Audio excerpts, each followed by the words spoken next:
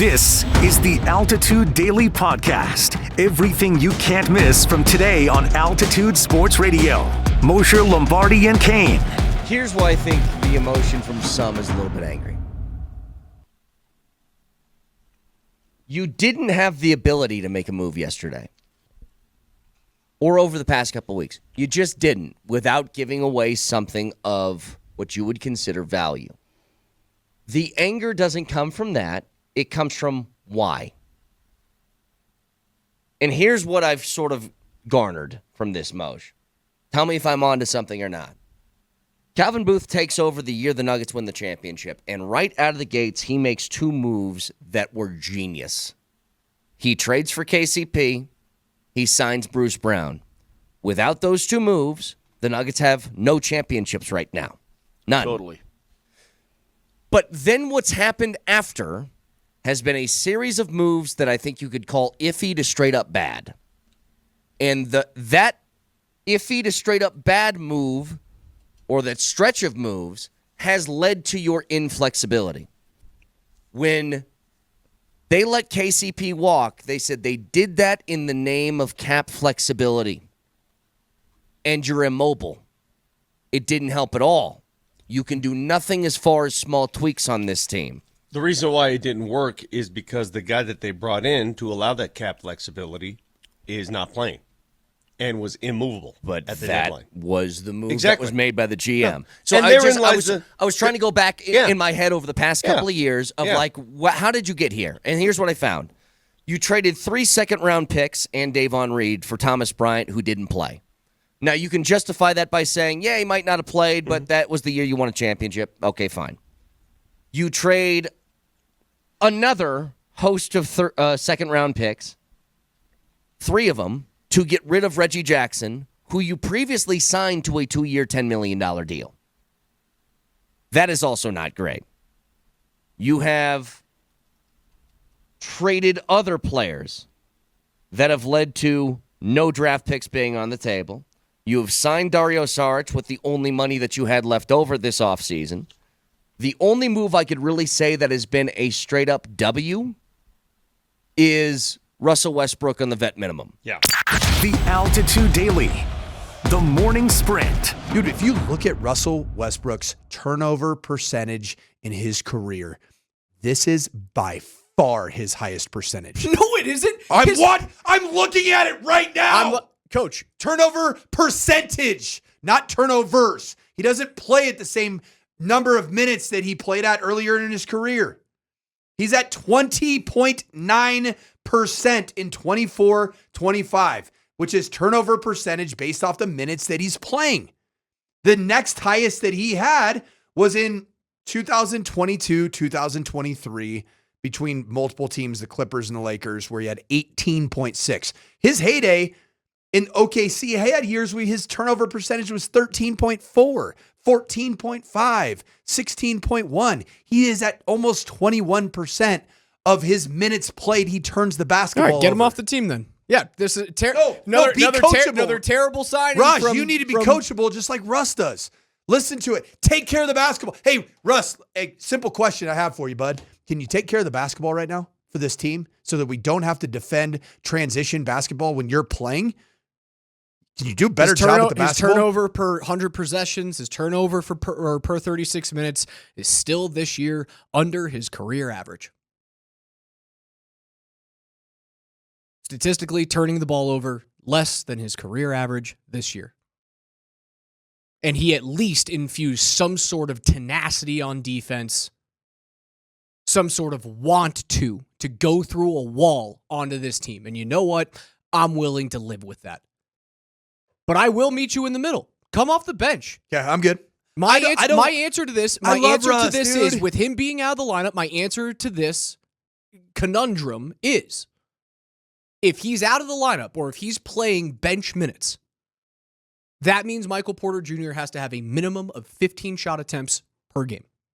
That's what I've learned over the last 3 games. The Morning Sprint. If there was a pass rusher that blew the game up and had 20 some odd sacks, I could see it going the other way, Coach. I could have. But this year he was just too damn good. He deserved this thing. What are the sack numbers for those two guys? 17.5 for Hendrickson on arguably the worst defense in the league. 14 for Myles Garrett on a worthless Cleveland Browns team. And then third on the list of guys who were up for the vote for Defensive Player of the Year. Nick Bonito at 13.5. If Hendrickson's sacks are around 21, we have a different conversation. Probably do. And if the Bengals make the playoffs, we have a different conversation. I also Patrick think Surtain was the best defensive player on the main reason why the Broncos made the playoffs for the first time in a decade, and that's why he wins it. Bingo. He is the poster boy for the resurgent Denver Broncos. Period. The Altitude Daily. Polumbus, Hastings, and DMac. Have the Nuggets, let's analyze this a little bit. Have they done enough to support Nikola Jokic the best that they could to win a championship this year? Be honest. Be somewhat honest. I don't know. It's way to be seen. We know what they were trying to do. Now we know what they were trying to do. They were trying to deal Saric and Zeke and who else on the back bench for a big. They were not going to move on from anybody currently in the rotation. That means Christian wasn't going anywhere, Strother wasn't going anywhere, Peyton Watson wasn't going anywhere. Those guys were not going anywhere. Never mind Michael Porter Jr. He was not going anywhere.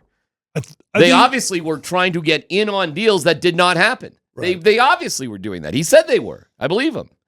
And they were using Saric and Zeke. Did they do enough? I think to answer that question, you really got to go back. And it's not as simple as just saying, did they do what they had to do at the trade deadline?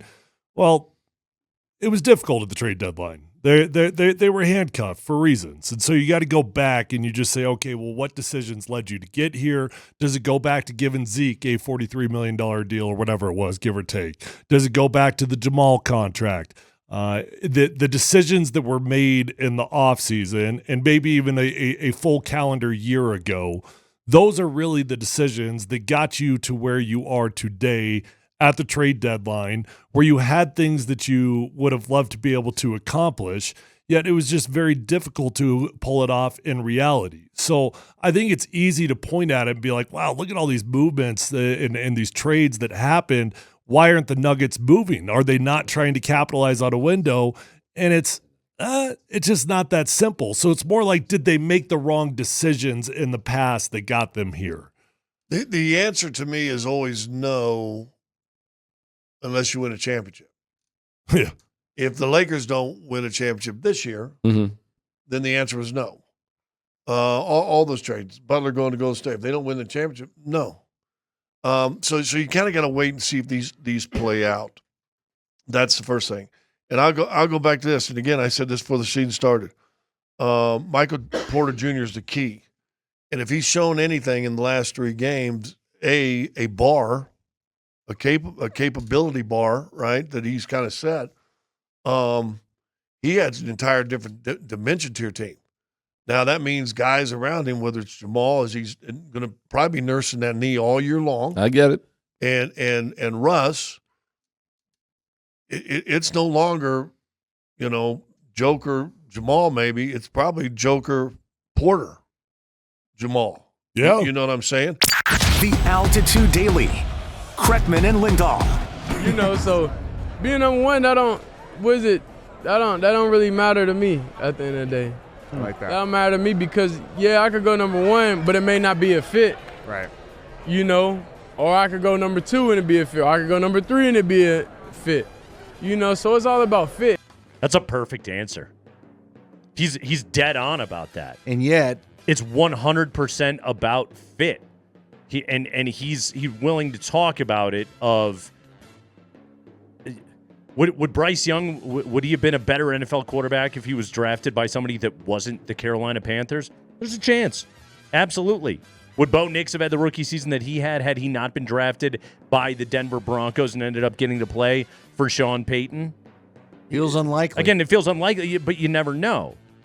If you're Shedeur Sanders, that should be the only thing that you care about right now is I'm getting drafted by a competent organization. Yeah, and yet people will probably turn this quote into, is he competitive enough? Well, that's the good news. We don't have to because that's just it. He sounds smart.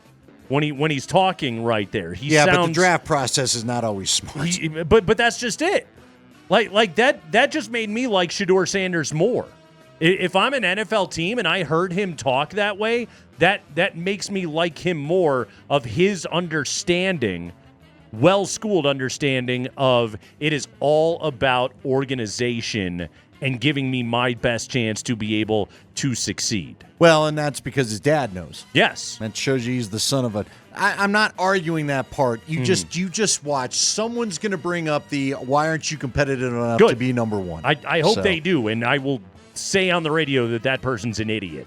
Because that should be like your... Especially at that position... I mean, quite frankly, we say that position. It's all positions. Think about Myles Garrett, number 1 overall pick. Myles Garrett is generational wealth, and he's put together a Hall of Fame career, and guess what? He hates it. And he doesn't want to play for that team anymore. You know? Like, he's trying to force his way out, and he's talking to LeBron about how do I orchestrate my exit from the city of Cleveland right now because he got drafted by some crap team. I mean, really, what's so funny about it, Andy, and I'm not trying to get on my comrade Kreckman, burn the draft to the ground soapbox, but it does suck for some guys because they get drafted. They are the best talents, and they get drafted by idiots that don't know what they're doing and owners that aren't committed to actually keeping anything in place, and it ultimately damages their career and damages their future earnings, whereas they could sit back and go, I'd like to select the place where I go and ply my craft professionally that have a far greater chance to be able to win and have greater future earnings. So, like, Shedeur talking about that stuff right there, in a way it is kind of anti-draft of, like, I hope I end up being drafted by smart people.